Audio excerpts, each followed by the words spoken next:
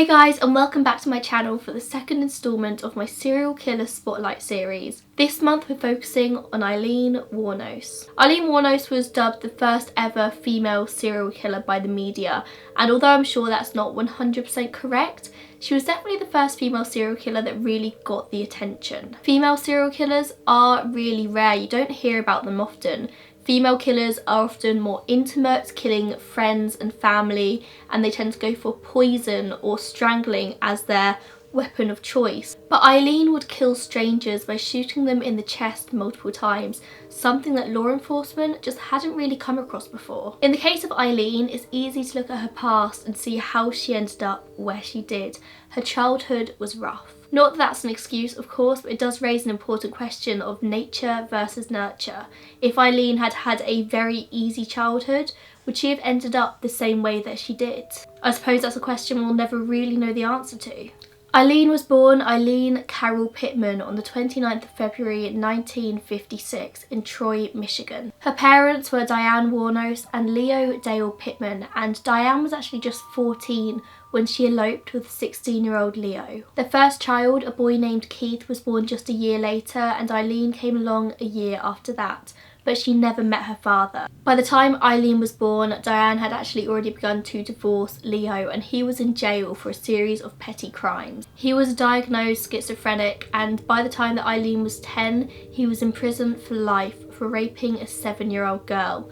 In 1969, he commits suicide in prison. And so Aileen becomes known by her mother's name, Aileen Wuornos. But by the time Aileen was just 4 years old, Diane had decided that she had enough of motherhood. She was young and just didn't want to do it anymore. So she drops Aileen and Keith at her parents' house, their maternal grandparents. This was Laurie and Britta Wuornos. The two adopted their grandchildren and raised them alongside their two own kids, and Aileen didn't discover the truth about her real parents until she was 12 years old. But life with her grandparents wasn't any easier than with her own mother.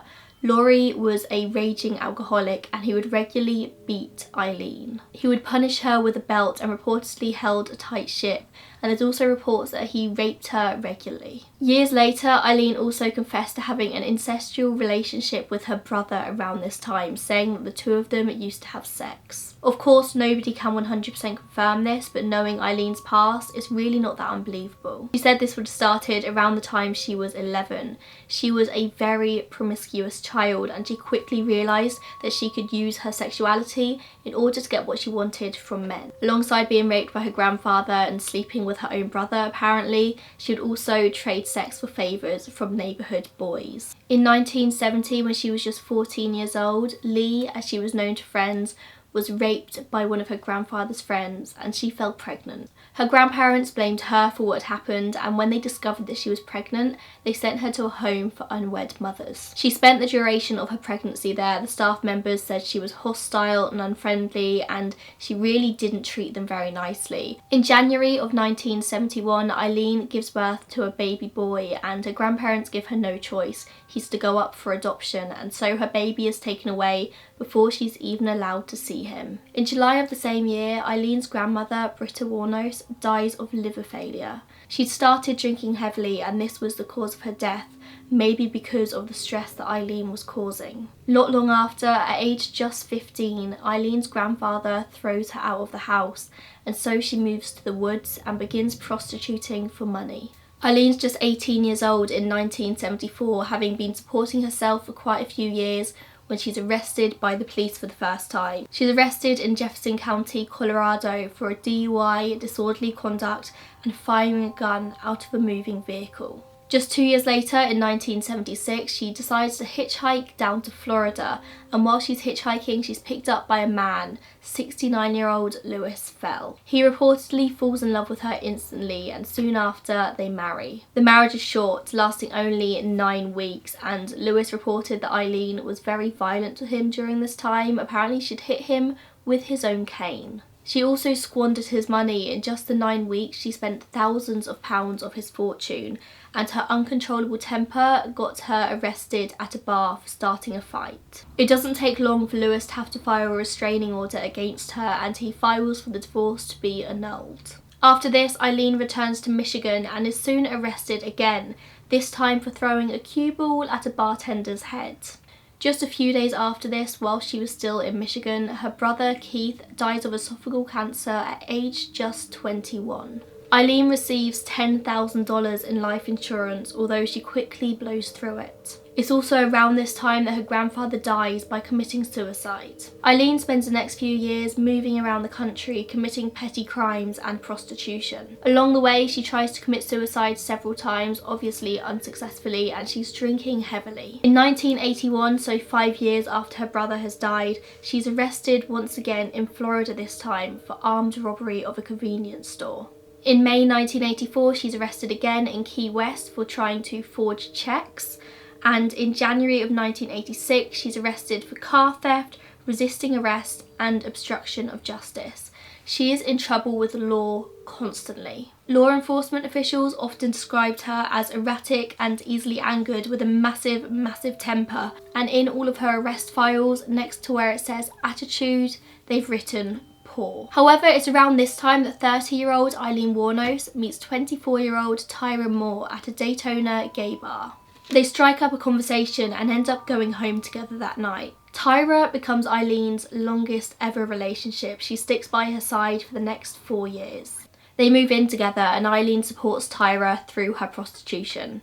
It was November 30th, 1989 when Aileen Wuornos kills her first victim, 51-year-old Richard Mallory.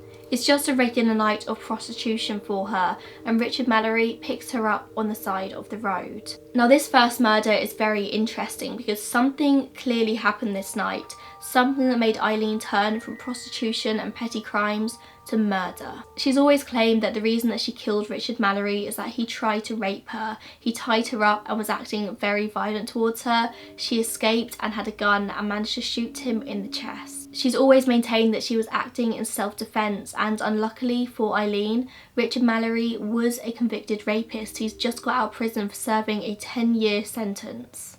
Aileen shoots him several times in the chest. The police think the first time that she shot, he was sat in the driver's seat. He tries to get out of the car, and so she comes around the front of the car and continues shooting him whilst he's on the ground. She then steals his car, driving away in it, and then empties his car of all possessions, taking all of his money.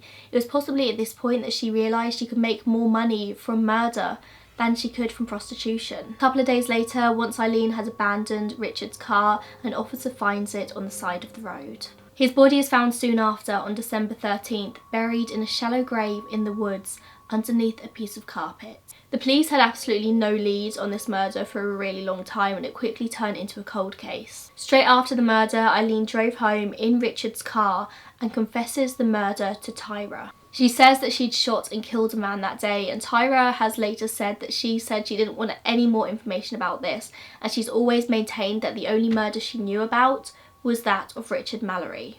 Although it has always been suspected that she either knew about the rest or very much had her own suspicions about them. I mean, Aileen would turn up at their home with wads of cash and different cars on quite a few occasions, so she must have known something was going on. On June 1st, 1990, in Citrus County, the naked body of David Spears is found. He had been shot in the chest 6 times. And then again a few days after this, the body of 14-year-old Charles Cascadon was also found.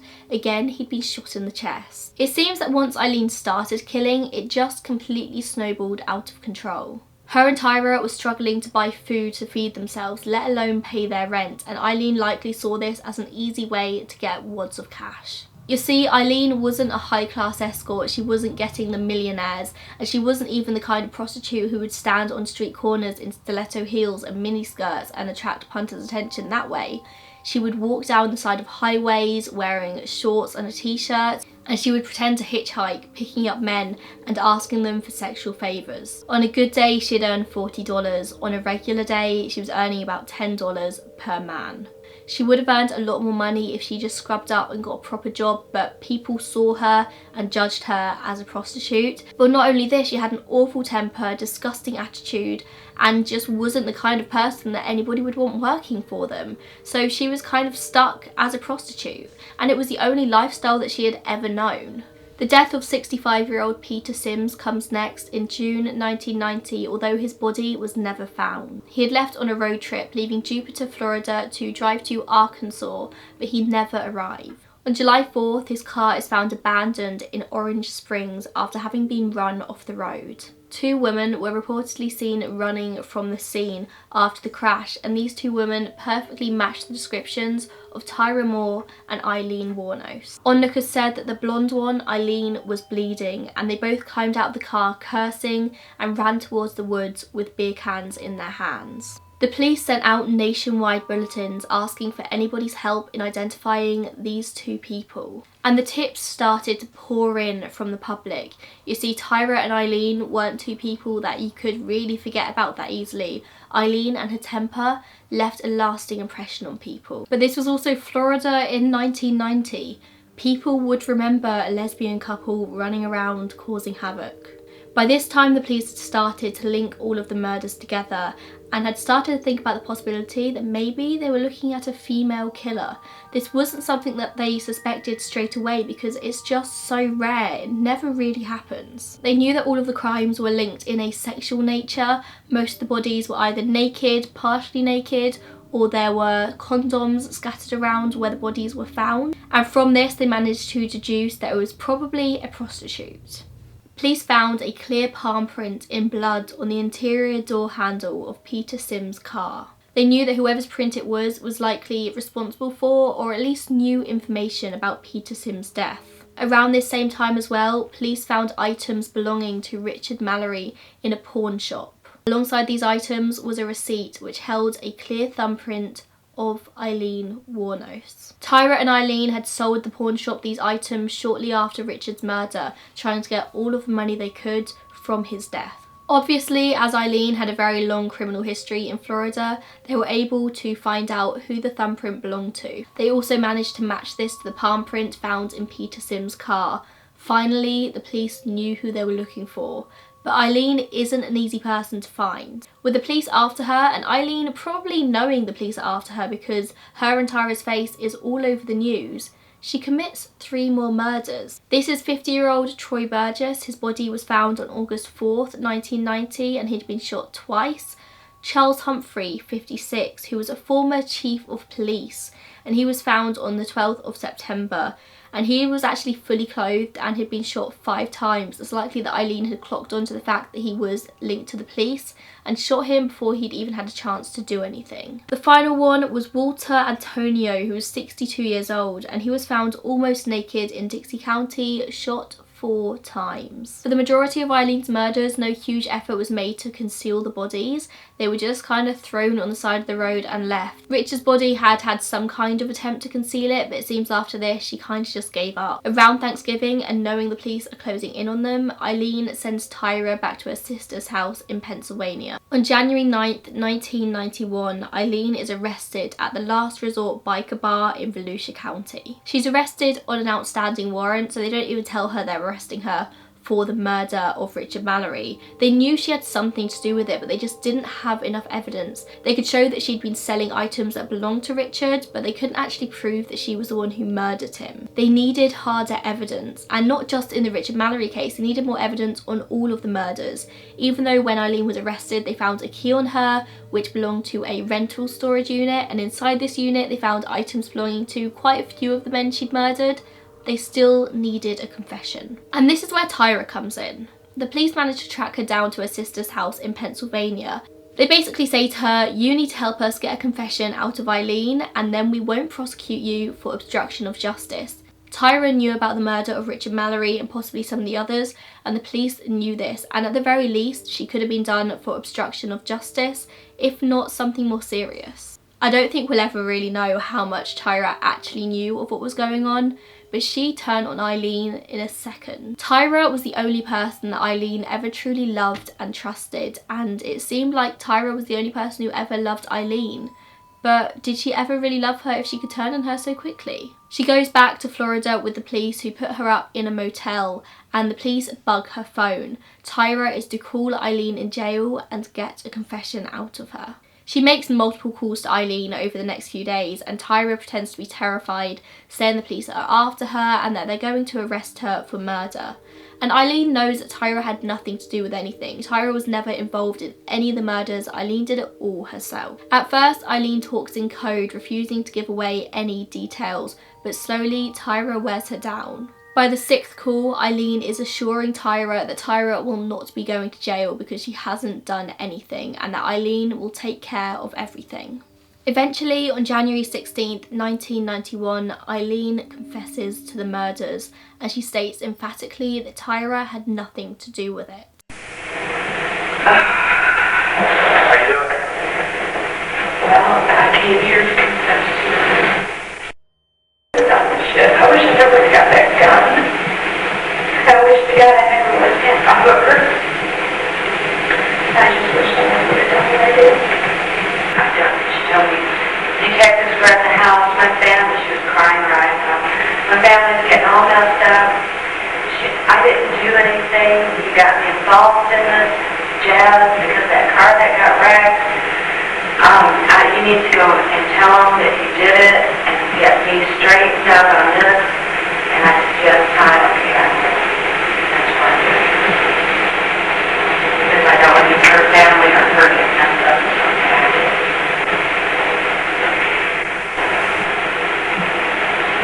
I know I'm going to miss her. She's a real good person. So sweet and kind.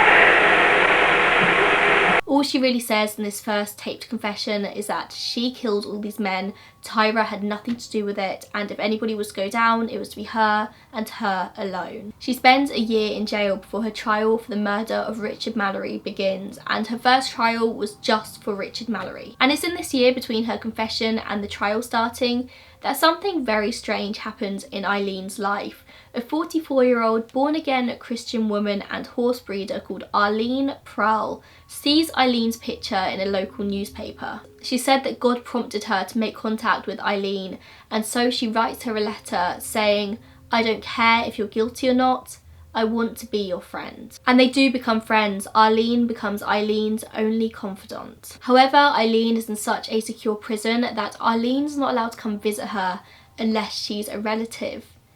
And so she adopts her. So Aileen Wuornos, serial killer, is adopted by a woman who is only 9 years older than her, just so she could go visit her in jail.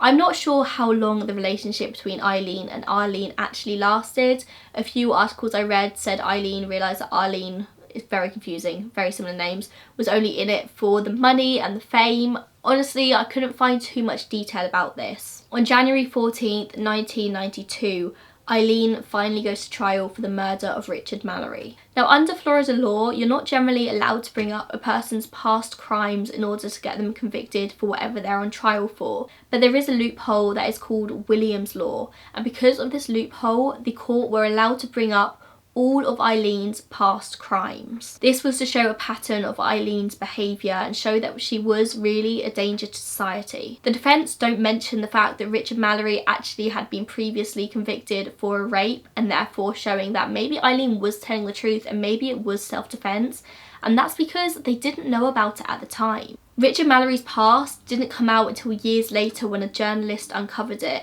where in reality, if the police had just run a quick check on him, they would have seen this. Of course, I'm not saying that Richard Mallory deserved to be murdered because he was a convicted rapist, but what I am saying is if she was able to prove that she was acting in self-defence, she may have got a much less sentence. The prosecution's main evidence, of course, is the taped confession that Aileen gave, saying that she was the one who murdered these men. They also had a secret weapon in form of Tyra Moore, who took the stand to testify against her ex-girlfriend. A lot of people speculate that Aileen never really believed how much Tyra had turned on her until the moment that she took the stand. Tyra refused to look Aileen in the eye as she told the jury what had happened. The prosecution also questioned Aileen, and for 25 of the questions she evokes her Fifth Amendment, the right to not self-incriminate. On the flip side, the defence argue that Aileen's confession was coerced out of her. They said that the police exploited her and Tyra's relationship so much that Aileen believed that Tyra was going to be in trouble if she didn't confess, and therefore Aileen wasn't fully aware of what she was doing. Of course, they also argued the self-defence claim, saying that Richard Mallory had raped her and was going to kill her if she didn't kill him first. But you see, there was never really much doubt over Aileen's guilt. They had the taped confession, that was all they needed. And of course, the jury came back after just a 2-hour deliberation, giving her a guilty verdict. The big question was whether she was going to just receive a life sentence or the death sentence. As Aileen was sentenced to first-degree murder, she once again loses her temper. She stands in the court screaming, "Sons of bitches, I was raped. I hope you get raped. Scumbags of America." After Aileen was found guilty of first-degree murder, a penalty trial was held to determine whether she was going to get the death penalty or not. Now, I found this very interesting to research and read about because I've never really thought about how a jury decides if somebody deserves death or not. In order to decide on the death penalty, the aggravating circumstances, so the things that make the defendant deserving of death, must outweigh the mitigating circumstances. And mitigating circumstances are things that make the defendant less culpable, so less guilty in a way of the death. In the end, the jury do recommend the death sentence by a vote of 12-0. Every single person said that she was to be put to death. They had just 5 aggravating factors and 1 mitigating factor, so it was really, really outweighed. The 5 aggravating factors were previous felony conviction involving robbery, murder committed during a robbery, murder committed to avoid arrest, murder was heinous, atrocious or cruel, and the murder was cold, calculated and premeditated. Versus just the 1 mitigating factor they came up with was that the state's expert psychologist said that Aileen suffered from borderline personality disorder, meaning that she was possibly less culpable for the murder. But alongside this 1 mitigating factor were also lots of non-statutory mitigating factors, things that didn't count in the eyes of the law. These other mitigating factors were mental problems, so alongside her borderline personality disorder, Aileen was also diagnosed with antisocial behaviour disorder, her alcoholism, her general disturbance, and genetic and environmental deficits. None of these things counted according to Florida law. But that does bring up the question, should they be counted? If they were counted, then the mitigating factors would outweigh the aggravating ones. This brings us back to the question that I brought up at the beginning of the video, nature versus nurture. If Aileen had a different upbringing, would she have committed the murders in the way that she did? Would she have ever done anything criminal? She was raped multiple times as a teenager and she never knew anything other than being treated badly by friends and family. She never truly knew love until Tyra Moore came into the picture. At the penalty trial, the defence brought forward evidence to show that she only ever lied and changed her story because of her borderline personality disorder. This was a big thing in the court case, that Aileen would constantly change her story day to day, but the defence said that this could possibly be because of her disorder. Of course, the defence failed and Aileen was sentenced to the electric chair on January 31st, 1992. She spent the next 12 years on death row. On March 31st of that same year, she pleads no contest to the murders of Charles Humphreys, Troy Burress and David Spears. She says that she wants to get right with God. She says, "I want to confess to you that Richard Mallory did violently rape me as I told you, but the others did not." On May 15th, she's given 3 more death sentences. Legally, the no contest plea is viewed as a guilty plea, and because there is no plea agreement, Wuornos still faces the death penalty in each case, an unusual legal prospect that Judge Thomas Swaya was obviously aware of as he carefully questioned Wuornos about her decision. I have made peace with my Lord, and I have asked forgiveness. I am sorry that my acts of self-defense ended up in court like this, but I take full responsibility for my actions. It was them or me. I am sorry for all the pain that my actions have caused.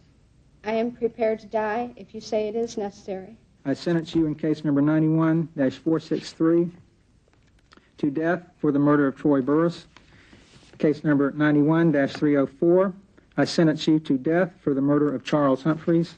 Case number 91-112, Citrus County case number, I sentence you to death for the murder of David Spears. Thank you. And probably see, I'll be up in heaven while y'all are rotting in hell. We will handle that. Raped in the ass one of these days. The Fifth Circuit to handle that. Okay, there will be an automatic appeal. You have the right to an appeal. Mr. Glazer, is that going to be handled by you May or the your public wife and defender? kids get raped. I would ask that you would Right appoint the in the public defender's ass. office. In June 1992, she pleads guilty to the murder of Charles Cascadden, receiving her 5th death sentence. In February of 1993, she pleads guilty to Walter Antonio and receives another death sentence. So that's 6 death sentences in total. She was never charged for the murder of Peter Sims, even though it's pretty obvious that she did do it, because they never found a body. It was just before she was given her 6th death sentence that it comes out in the media that Richard Mallory did have a previous conviction for rape.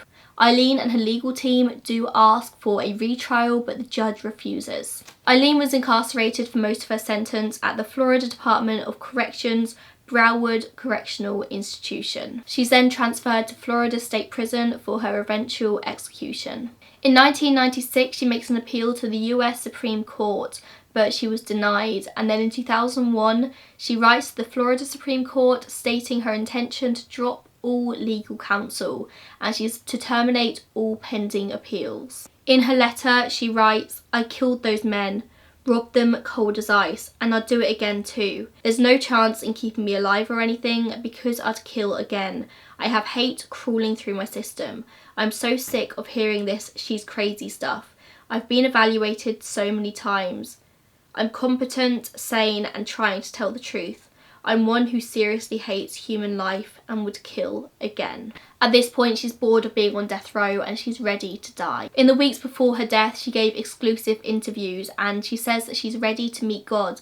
And these interviews are really, really creepy. She's clearly losing all sanity. She says that the prisons are crushing her head with sonic pressure and she's getting very, very violent and aggressive towards the person who is interviewing her. And the final word she's ever caught on camera saying is, "Thanks a lot, society, for railroading my ass." On 9th of October 2002 at 9:47 AM, Aileen Wuornos is put to death by lethal injection. She declined her last meal and instead settles for a cup of black coffee. Her final words are, "Yes, I would just like to say that I'm sailing with the Rock and I'll be back, like Independence Day, June 6th, like the movie. Big mothership and all, I'll be back. I'll be back." She was the 10th woman in the US to be executed on death row. She was cremated and her ashes were spread back in her home state of Michigan. Analysts have since determined that Aileen had a psychopathy score of 32 out of 40, 30 being the cutoff point for psychopaths. And I found this very interesting because she clearly had a very deep love for Tyra Moore. She actually said that the reason she murdered was for Tyra because she wanted to keep her with her and keep her happy. In general, psychopaths, sociopaths aren't really capable of love for anyone. Everyone is used as a sort of pawn in their games to sort of get further in life. In this respect, the psychology behind Aileen Wuornos' actions are really, really interesting. Her childhood experiences would have damaged her irreversibly. She never knew how to have normal relationships with people and how to have relationships with people without using them for her own personal gain. Apart from Tyra, she'd never felt love from another human, and even Tyra ended up betraying her. She was used by men her entire life for sex as much as she used them for money. And I don't say this to make you feel sorry for her. Plenty of people have very damaging childhoods and go on to lead fairly normal lives. They go on to be lawyers and doctors and do something to help society. Aileen just went in the other direction. I do wonder if Aileen really deserved the death penalty. I do think there were more mitigating factors that should have been included. But there's no doubt that she did commit these murders. She killed 7 men in cold blood, so she deserved to be in prison for the rest of her life. I just sometimes see death penalties as an easy way out. I'm sure that's going to be quite controversial, but I believe if somebody commits such heinous crimes, then they don't get to get the easy way out. I think they should be in prison for the rest of their lives until they die a natural death or get beaten to death in prison like Jeffrey Dahmer did. I just think eventually Aileen got bored of living and she wanted the death penalty and she wanted to die, but she shouldn't have been given it that easy. Who knows, that could lead to an interesting conversation in the comments about the death penalty in general. What's your opinion on it? And on that note, I'm going to end this video. If you guys know any facts about Aileen Wuornos that maybe I missed out in this, then please feel free to put it down below. If you like this video, please make sure you subscribe to my channel. I upload a serial killer spotlight video on the last Saturday of every month, a midweek mystery video every single Wednesday, and other videos on whatever days I feel like it. And also starting on Monday, the 29th I think it is, I'm going to be doing a mystery week. So Monday to Friday, every day for Halloween, there's going to be a video on my channel. So if you're watching this on the day I upload it, look forward to that. Thank you so much for watching, guys. Bye.